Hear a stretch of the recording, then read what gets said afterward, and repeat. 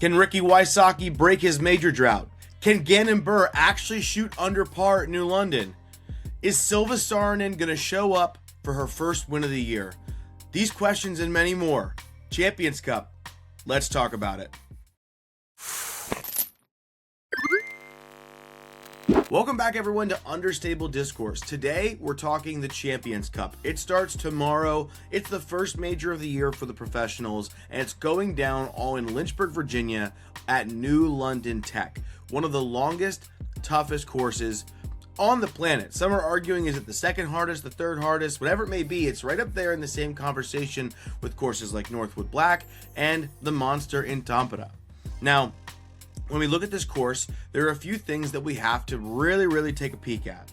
And chiefest amongst that is just how difficult it is. A combination of multiple raw distance, tight gaps, tiny landing and specific landing areas, and just constant pressure is going to be applied to these players as they navigate the course.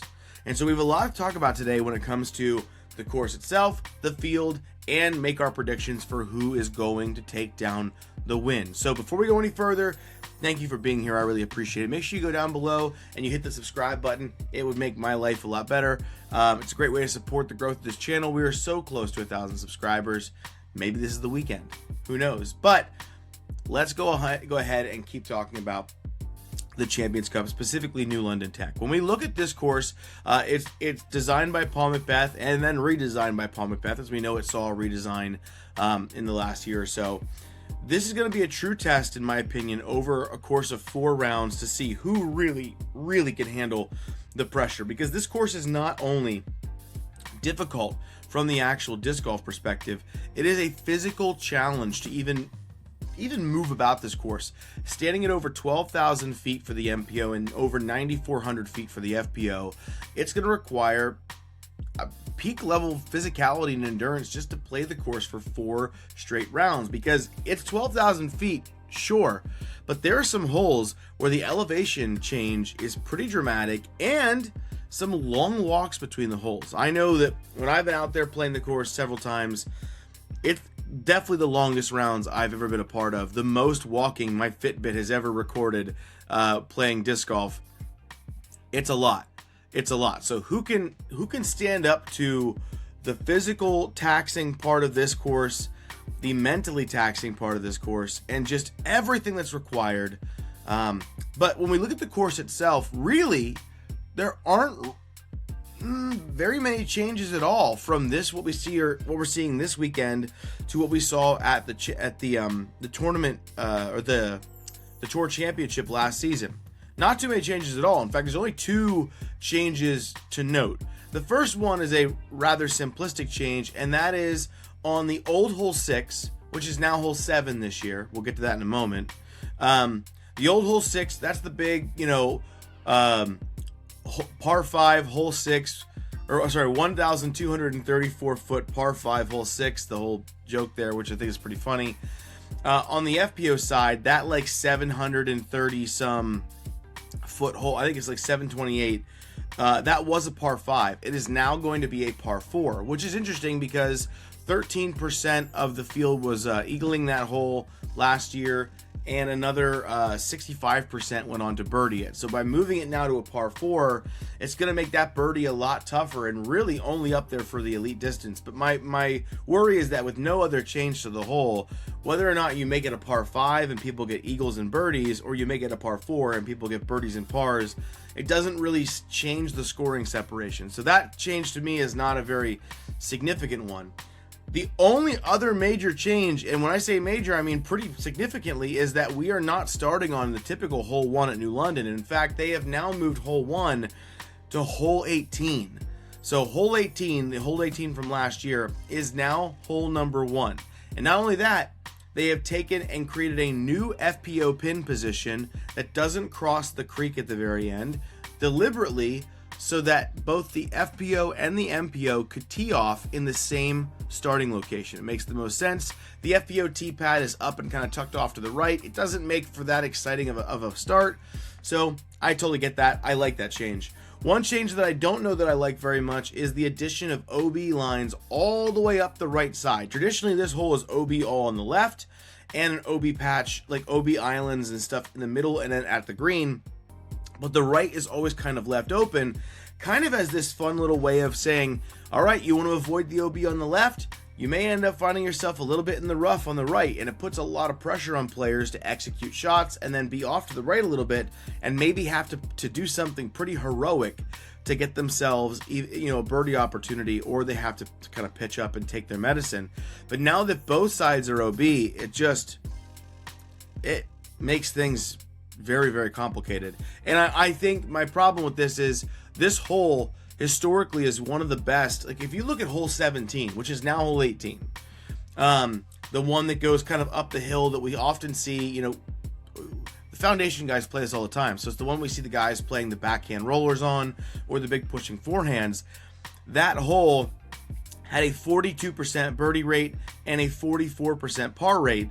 So score separation on that one was not very significant because not that many people struggled on that hole. It was pretty straightforward and easy to understand. Whereas on hole 18 with no additional OB line was at 26% birdies, 36% pars, and 38% bogey or worse, making it a very difficult hole with a lot of scoring separation across the field. And so taking that and now making it the very first hole of the round, while it does still matter because getting off to a hot start does matter, it does make it a little bit more inconsequential because now a bogey on hole 1 is like, well, I can recover from that. But to know that hole is coming down the stretch to end your event off, that's a looming thing that you have to deal with mentally. But that's not what's going to happen this year. And the main reason they're doing that is because the tournament central, the big hub of everything, is going to be located right there on 17. And realistically, hole 18's fairway, not great for spectators. The green is decent, but the fairway with the OB on both sides, even if you took the OB away on the one side, it's not a good fairway for overall spectating for the actual hole itself. So yeah, I can totally understand why they moved it. Do I really like it? I don't. I wish, in terms of like what's better for the actual play itself and the drama of the event, to be traditional hole 18.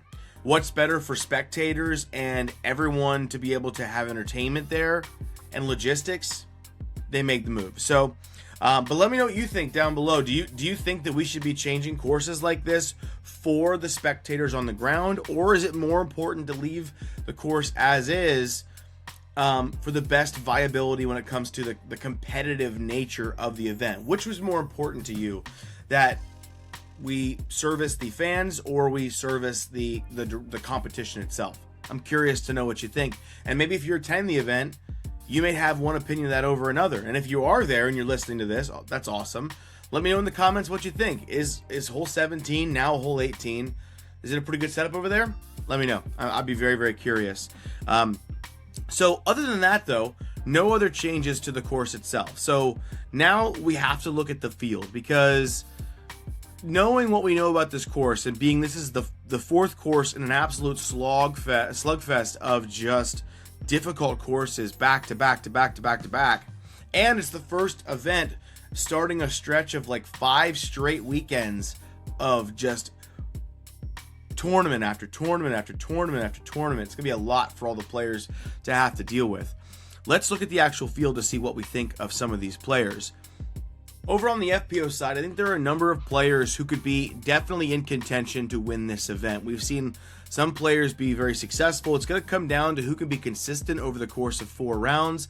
But to me, there are only several that kind of jump out as obvious contenders for this event. And so when I'm looking at my podium of people to finish here, coming in third place for me, I'm going to have to put Ohn Scoggins.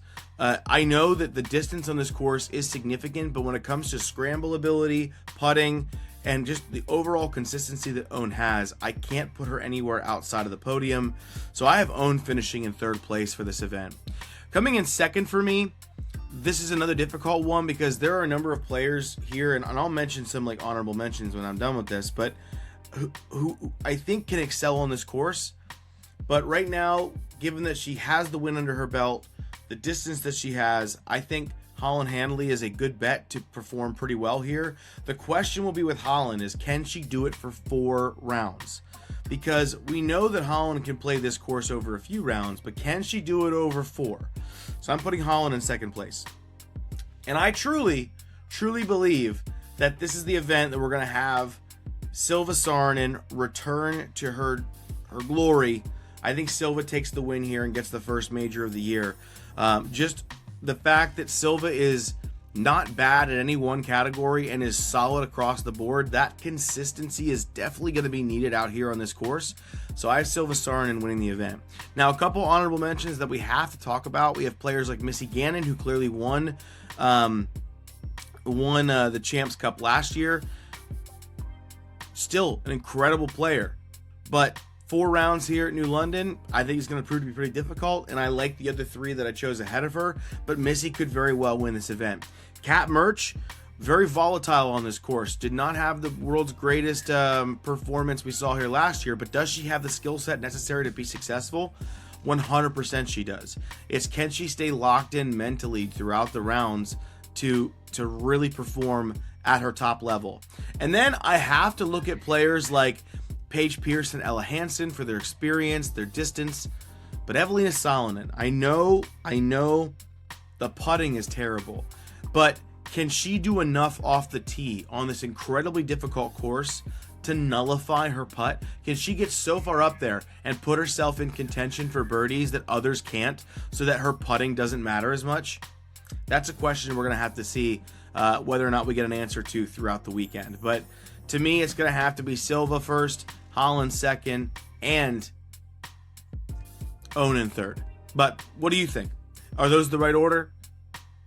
I don't know. I think it's going to be a really, really incredible event to watch on the FPO side. Now, looking at MPO, this one's a fun one because there's the narrative going around that Gannon Buhr has never finished under par at a round at New London. Now, you got to remember here, let's go back in time and look at the history books. Last time they were here, Gannon Buhr had the unfortunate circumstance of dealing with the passing of a loved one. He got there at the course, was not able to practice until after, like the evening of the press conference, was not prepared, and just did not play well. He was not himself that event. I think Gannon Buhr's too good to say, oh, he's going to have the same issues. He's coming off of 3 straight wins, 2 on the Pro Tour, 1 on a significant A tier. He's sledding downhill right now. Gannon Buhr is a scary competitor, but there are many players on this list who could win this event. So when I'm going down and I'm looking at my top 3, for me, third place is the most difficult one to pick because you've got incredible players like Nicolas Santala. You've got, is Anthony Barella eventually going to figure this thing out and really, really showcase why we all think he's one of the best players in the world? Can Paul McBeth come back from being out for 2 straight events and the designer of the course, knowing it better than probably any other player in the field, can he be successful? Will Ricky break his major drought on this property? I'm gonna take a flyer on this one. I'm gonna call my shot. Maybe some of you don't know it. I'm saying that Mauri Vilman takes 3rd place at the Champions Cup this year. I love his game right now. I've always loved his game. He's consistent, talented, and if he can just hit those big putts that we're used to seeing him hit, I think that Mauri Vilman is going to take 3rd place for this event. Call me crazy, but maybe you won't call me crazy when he's up there in the top 5 and showcasing that he's got all the talent necessary to be successful in the Pro Tour. Coming in 2nd place for me, here's my controversial pick of probably the year so far. I'm putting Gannon in 2nd. I don't think Gannon's winning this event. I think he's incredibly talented, and I'm going to be proven wrong when he does win the event. But I think that he's definitely going to be on the podium. I can't put him anywhere else. He hasn't finished outside top 2 this year yet, which is kind of wild to think about. I think Gannon takes 2nd place. I think he does well on the course. He shakes off the story and the narrative that he can't finish under par at this course, but he's going to do just fine. And winning the event for me, I'm going with the Champions Cup dog. I've loved him. I've loved watching him at every single practice round he's done, the doubles round he played with his brother. I think Isaac Robinson's the guy this weekend. I just think he's the guy. Now, he could come out, be flat, and then I could look like an idiot. But if Isaac Robinson turns in the form that we have typically seen him do before with Champions Cup, where he looks untouchable, I think he could run away with it. So I've got Isaac Robinson taking down the event, Gannon Buhr in second place, and Mauri Vilman in third. But like I said, you've got Paul Macbeth, Designer, Ricky, hungry for a major and already, eliminating one drought this season with getting his win. You've got people like Simon Lizotte, who have played here well before. Anthony Barella, will he wake up and showcase who he is? You got guys like Chris Dickerson, Aaron Gossage, Kyle Klein. All these players capable of winning on this property. The question will be who can go out there for 4 straight rounds and get the job done. On Tour Life the other night, Yuli and all of us, we talked about how we think that maybe 21 under is going to be the winning score. So we'll see across the board. But I think it's going to be a dynamic weekend with so many interesting storylines. I can't wait to watch. And guys, I will be back here every day on the Hot Round telling you what happened, recapping so you know. And don't forget to pay attention, because after the event's over, I'm going to get us those interviews real quick with the pros who were there to find out what's going on. And I might even reach out during the event to see if any of them are willing to sit down with me for a real quick snippet interview. We'll see. That's kind of tough. These players are very busy during the events, and no one really has done that in our sport before. So we're going to try to be trendsetters over here. But that's been it for me today. Let me know, do you agree with my picks? Do you agree with my assessment of New London? Are you excited to watch the Champions Cup? Make sure you let me know down below in the comment section. And while you're down there, hit the like button, hit that subscribe button. It's the best way you can help the growth of this channel. I appreciate each and every one of you. Go watch some disc golf this weekend or go play some disc golf. This has been Understable Discourse. I'll catch you next time.